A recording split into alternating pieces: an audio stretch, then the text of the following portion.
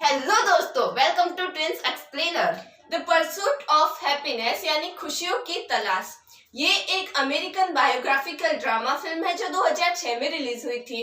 ये कहानी American millionaires Chris gardener की जिंदगी पर आधारित है, जो मूवी के आखिरी सीन में दिखाए गए हैं। क्रिस गार्डनर वो इंसान है जिन्होंने अपने बचपन से लेकर जवानी तक संघर्ष किया, और जब उन्हें कामयाबी मिली तो उन्होंने एक किताब लिखी, the pursuit of happiness.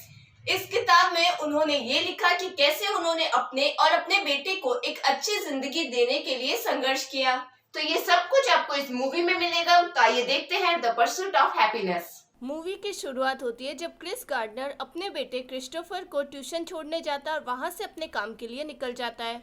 Chris medical scanner बेचने का काम करता है। दरअसल क्रिस ने अपने सारे सेविंग को खर्च करके काफी सारे मेडिकल स्कैनर खरीद लिए थे, क्योंकि उसे लगता था कि एक अच्छा इन्वेस्टमेंट होगा और उन सबको बेचकर काफी पैसे कमा पाएगा, लेकिन ऐसा नहीं होता। उसे काफी मेहनत करनी पड़ती है उन स्कैनर को बेचने के लिए, और उसके पास बहुत से स्कैनर अभी भी बेचने के लिए पड़े हैं, जिसकी वजह से उसके और उसकी वाइफ लिंडा के बीच काफी बहस भी होती है, क्योंकि लिंडा को भी घर चलाने के लिए काफी काम करना पड़ता है। क्रिस को कम से कम 2 स्कैनर हर महीने बेचने पड़ते थे ताकि वो अपने घर का किराया, ट्यूशन की फीस और घर का खर्चा चला सके। इसी बीच पुलिस उसकी गाड़ी सील कर लेती है, क्योंकि स्कैनर को बेचने के चक्कर में हॉस्पिटल के बाहर नो पार्किंग में उसने अपनी गाड़ी पार्क कर ली। उसके पास इतने पैसे नहीं होते कि वो अपनी गाड़ी का चालान भर सके, और अब उसे 2 की जगह 3 स्कैनर बेचने पड़ेंगे अपनी गाड़ी को छुड़ाने के लिए। लेकिन सच्चाई ये थी कि वो काफी समय से एक भी स्कैनर नहीं बेच पाया था। एक दिन जब वो अपने काम के लिए जा रहा होता है, तभी उसके सामने एक आदमी एक बहुत ही खूबसूरत गाड़ी से उतरता है। क्रिस उससे कहता है कि मुझे आपसे केवल 2 सवाल पूछने हैं कि आप क्या करते हैं और कैसे करते हैं। क्रिस की बात सुनकर वो आदमी मुस्कुराता है और कहता है कि मैं एक स्टॉक ब्रोकर हूँ, और इशारे से बताता है कि मैं सामने वाली बिल्डिंग में काम करता हूँ। तो क्रिस उसको कहता है कि इसके लिए तो कॉलेज जाना जरूरी होता होगा। तो वो आदमी कहता है बिल्कुल नहीं, बस फोन पर लोगों से अच्छे से बात करो। इतना कहकर वह चला जाता है। क्रिस देखता है कि वह सभी लोग बहुत खुश होते हैं। क्रिस सोचता है कि मैं ऐसा क्यों नहीं कर सकता, यानी मैं भी बाकी लोगों की तरह ही खुश क्यों नहीं रह सकता। अगले दिन क्रिस अपनी वाइफ से कहता है कि मैं जॉब ढूंढने स्टॉक मार्केट जा रहा हूँ। उसकी वाइफ पूछती है कि कौन सी जॉब, तो वो कहता है कि स्टॉक ब्रोकर की जॉब, जिससे उनकी वाइफ काफी गुस्सा हो जाती है और उन दोनों के बीच काफी बहस भी होती है। क्योंकि एक भी स्कैनर नहीं बिकने की वजह से लिंडा काफी परेशान होती है और उन्होंने 3 महीने से घर का रेंट भी नहीं दिया है। लिंडा कहती है कि इन स्कैनर्स को बेचकर इनसे अपना पीछा छुड़ाओ। अब यहाँ पर क्रिस काफी परेशान होता है, लेकिन वो हार नहीं मानता। वो सीधे स्टॉक ब्रोकर ट्रेनिंग का एप्लीकेशन फॉर्म लेने जाता है, लेकिन वो अपना स्कैनर अंदर नहीं ले जाना चाहता। इसीलिए वो स्कैनर को बाहर खड़ी एक लड़की जो गिटार बजा रही होती है उसके पास छोड़कर जाता है। उस लड़की पर भरोसा करके अंदर जब क्रिस एप्लीकेशन फॉर्म ले रहा होता है, तभी वो देखता है कि वो लड़की उसका स्कैनर लेकर भाग रही है। क्रिस उसके पीछे बहुत भागता है, लेकिन वो लड़की मेट्रो में घुस जाती है और क्रिस उसे नहीं पकड़ पाता। अगले दिन फिर उसे वही लड़की दिखाई देती है, और वह दोबारा उसका पीछा करता है और उससे अपना स्कैनर छीन लेता है। अगले सीन में क्रिस जेट रेसर का स्टॉक मार्केट के ऑफिस के बाहर वेट करता है। पहले भी क्रिस ने एप्लीकेशन फॉर्म भरकर उन्हें दिया था, तो उन्होंने क्रिस पर ज्यादा ध्यान नहीं दिया था। और इस बार भी वे क्रिस पर ज्यादा ध्यान नहीं देते, तो क्रिस उन्हें कहता है कि क्यों ना हम टैक्सी शेयर कर ले। अब क्रिस टैक्सी में भी उनसे बात करने की कोशिश करता है, लेकिन यहाँ भी वो क्रिस पर ध्यान नहीं देते और अपना रूबिक्स क्यूब सॉल्व करने की कोशिश करता है। क्रिस कहता है कि मैं सॉल्व कर देता हूँ, और वो उसे सॉल्व करके देता है, जिससे मिस्टर ट्विजल्स क्रिस से काफी इम्प्रेस होते हैं और घर पहुंचने पर टैक्सी से उतर जाते हैं। अब क्रिस के सामने एक और प्रॉब्लम आती है। टैक्सी का किराया बढ़ रहा होता है, उसके पास इतने पैसे नहीं होते और वो टैक्सी रुकते ही दौड़ लगा देता है। लेकिन वापस आता है, स्कैनर टैक्सी के अंदर ही रह गया था। अब वो स्कैनर लेकर भागता है और टैक्सी ड्राइवर अपनी टैक्सी में उसका पीछा करता है। अब वो भागकर मेट्रो में चढ़ जाता है, लेकिन उसका स्कैनर बाहर ही रह जाता है। घर आने पर वो देखता है कि उसकी बीवी क्रिस्टोफर को लेकर घर छोड़कर चली गई है। फिर उसे मिस्टर ट्विजल का फोन आता है और वो उसे परसों ऑफिस में आने को कहते हैं। अब वो अगले दिन अपने बेटे को वापस ले आता है, लेकिन रात को उसका मकान का मालिक आता है, उससे रेंट मांगता है। लेकिन क्रिस के पास पैसे नहीं होते हैं, इसीलिए उसे मकान को पेंट करना होगा। जब वो मकान पेंट कर रहा होता है, तभी पुलिस आती है, उसे एक रात के लिए अरेस्ट कर लेती है, क्योंकि उसने अपनी कार का चालान नहीं भरा था। वो लिंडा को फोन करके कहता है कि एक दिन के लिए क्रिस्टोफर को पिक कर लेना, और वो उसे हाँ कर देती है। अगले दिन वो जेल से छूटते ही भागते हुए उन्हीं कपड़ों में इंटरव्यू देने के लिए चला जाता है। वे लोग उसके कपड़ों के बारे में पूछते हैं तो वो उन्हें सारी बात बता देता है।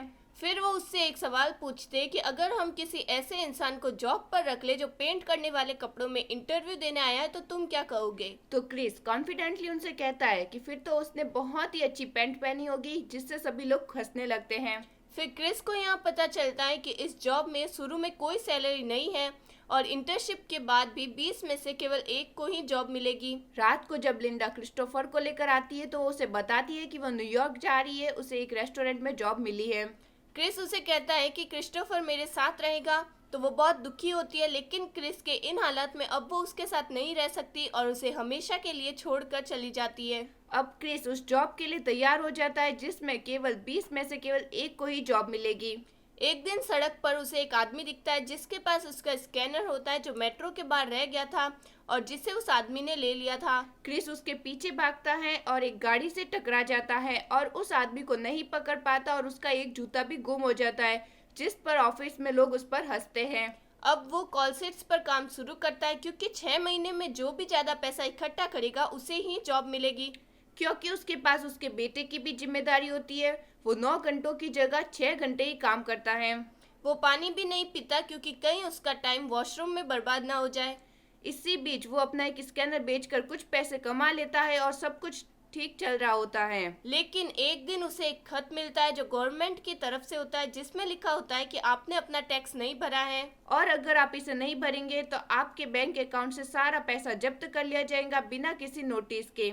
अब उसके पास कुछ भी नहीं होता है, बिल्कुल भी पैसे नहीं होता है और एक दिन दोबारा उसे पार्क में वही आदमी दिखता है जिसके पास उसका स्कैनर होता है और वो उससे अपना स्कैनर ले लेता है और उसे सेल करने के लिए ले जाता है, लेकिन वो खराब हो गया है। रात को जब क्रिस घर आता है तो वो देखता है कि उसका सारा सामान घर के बाहर रखा है। उसने रेंट नहीं भरा था, इसीलिए उसे उस घर से निकाल दिया जाता है और अब उसके पास कुछ नहीं होता है, ना पैसा ना घर, कुछ भी नहीं। अब वो अपने बेटे को लेकर मेट्रो स्टेशन जाता है और सोचता है कि अब मैं क्या करूं, कहाँ जाऊं। फिर वो अपने बेटे को एक गेम के थ्रू बहलाकर उसे एक टॉयलेट में ले जाता है और अंदर से दरवाजा लॉक कर लेता है और अपने बेटे को अपनी गोद में सुला देता है। और उस वक्त क्रिश की आंखों में आंसू होते क्योंकि आज उसे अपने बेटे को टॉयलेट में सुलाना पड़ा। और ये क्रिस की जिंदगी का सबसे मुश्किल समय था। अगले दिन वो अपने काम से जल्दी आ जाता है और अनाथ आश्रम ढूंढने जाता है ताकि वे दोनों वहां रह सके, लेकिन वो जगह केवल औरतों और बच्चों के लिए होती है। क्रिश वहां नहीं रह सकता। फिर वो एक चर्च जाता है जहाँ वो रह सकता है, लेकिन वहाँ जल्दी जाना होता है क्योंकि जगह कम होती है और लोग ज्यादा। तो जो जल्दी आता है उसे कमरा मिलता है और उन्हें कमरा मिल जाता है। वो अपने बेटे को सुलाकर खुद अपना स्कैनर ठीक करता है तो उसे पता चलता है कि उसका एक पार्ट्स खराब है। साथ ही वो अपनी एग्जाम की तैयारी करता है। जॉब मिलने से पहले आपको एक परीक्षा भी देनी होगी। अब क्रिस अपने सामान के साथ ही ऑफिस जाने लगता है। अगले सीन में क्रिस की परीक्षा होती है। वो जल्दी अपनी एग्जाम देकर नीचे आता है तो उसके बॉस उससे $5 मांगते हैं। उनकी टैक्सी का किराया देना होता है और वे अपना वॉलेट ऊपर ही भूल आए थे। क्रिस के पास बहुत कम पैसे होते हैं और वो उन्हें $5 दे देता है। रात को वो अपने बेटे को एक रेस्टोरेंट में खाना खिलाता है और खुद कुछ नहीं खाता क्योंकि उसके पास पैसे नहीं है। अब अगले दिन वो अपना खून बेचता है जिससे उसके पास कुछ पैसे आ जाते हैं और वो स्कैनर के पार्ट्स खरीदता है। फिर शाम को जल्दी वे चढ़ जाते हैं और उसे जगह मिल जाती है। वो अपने बेटे को सुलाकर स्कैनर्स को ठीक करता है और उसका स्कैनर ठीक हो जाता है। वो अगले दिन उसे एक डॉक्टर को बेचता है जिससे उसके पास कुछ पैसे आ जाते हैं और इसीलिए वो आज अपने बेटे को होटल में ले जाता है और वे दोनों वहां पर सो जाते हैं। और अगले दिन काम से आने के बाद वो क्रिस्टोफर के साथ बीच पर जाता है। सारी परेशानियों से सबसे दूर, बहुत दूर, सिर्फ अपने और अपने बेटे के साथ वो वक्त बिताता है। अब वो आज वापस ऑफिस आया है और आज उसे पता चलेगा कि उसे जॉब मिलेगी या उसके और उसके बेटे की जिंदगी बस यूं ही गुजर जाएगी। वो बहुत नर्वस होता है लेकिन फिर भी पिछले 6 महीनों की तरह आज भी काम करता है। तभी उसे ऑफिस में बुलाते हैं जिससे वो और भी डर जाता है। अंदर वही लोग होते हैं जिन्होंने क्रिस का इंटरव्यू लिया था। क्रिस सबसे मिलता है। वो सबको बताता है कि आज आखिरी दिन है तो मैंने सोचा मैं नई शर्ट पहनूं। उसके मैनेजर्स कहते हैं कि हमें अच्छा लगा और कल भी पहन लेना क्योंकि कल तुम्हारा पहला दिन होगा। और वे उसे यहाँ पर जॉब दे देते हैं, जिससे उसकी आंखों में आंसू आ जाते हैं। दरअसल क्रिस ने पिछले 6 महीनों में बहुत ही मेहनत से काम किया होता है और ये बात उसके मैनेजर्स भी जानते हैं। वे क्रिस से पूछते हैं कि क्या ये उतना आसान था जितना लगता था। तो वो कहता है नहीं, ये बिल्कुल भी आसान नहीं था। वो सबसे हाथ मिलाकर बाहर आता है और वो बहुत खुश है क्योंकि उसकी परेशानियों का अंत अब हो गया है। और उसके जिंदगी का ये हिस्सा कहलाता है खुशियाँ। वो आज बहुत खुश है। वो भागकर सीधे अपने बेटे क्रिस्टोफर के पास जाता है और उसे कसकर गले लगा देता है और ये कहानी यहीं पर खत्म हो जाती है। इसके बाद एक सीन आता है जिसमें क्रिस अपने बेटे के साथ चल रहा होता है और यहीं पर हम रियल क्रिस गार्डनर को भी देखते हैं। डीन वीटर से अपना कैरियर स्टार्ट करने के बाद क्रिस गार्डनर ने 1987 में गार्डनर रिच नाम से अपनी इन्वेस्टिंग फर्म खोली और 2006 में उन्होंने अपने हिस्से के कुछ स्टॉक बेच दिए। यह डील मिलियंस डॉलर में हुई थी। मिलियनर्स बनने के बाद क्रिस गार्डनर ने गरीब और बेरोजगार लोगों के लिए बहुत काम किया है। आज भी वे चैरिटी के काम में अपना ध्यान देते हैं क्योंकि उन्होंने इसे जिया है, इसे महसूस किया है। तो ये थी क्रिस गार्डनर की कहानी the pursuit of happiness. Video कैसी लगी कमेंट बॉक्स में जरूर बताएं। साथ ही हमारी वीडियो को लाइक करें, शेयर करें, चैनल को सब्सक्राइब करें और बेल आइकन को जरूर दबाएं ताकि आने वाली हर वीडियो सबसे पहले आप तक पहुंच सके।